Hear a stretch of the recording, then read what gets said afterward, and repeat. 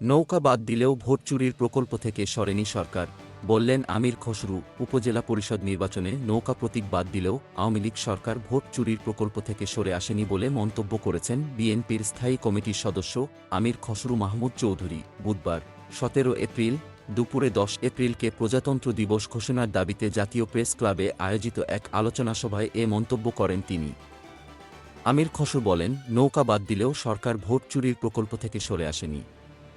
যেখানে ভোটই নেই সেখানে বিএনপির নির্বাচনে যাওয়া না যাওয়ার তো কোনো প্রশ্নই আসে না।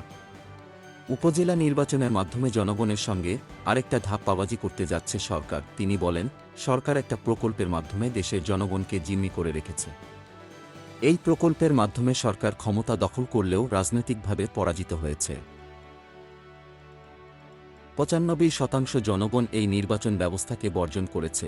উপজেলা নির্বাচনে নৌকা প্রতীক বাদ দেওয়া প্রসঙ্গে বিএনপির এ নেতা বলেন, নৌকা নিয়ে জনগণের কাছে যাওয়ার সাহস নেই বলেই উপজেলা পরিষদ নির্বাচনে আওয়ামী লীগ নৌকাকে বাদ দিয়েছে।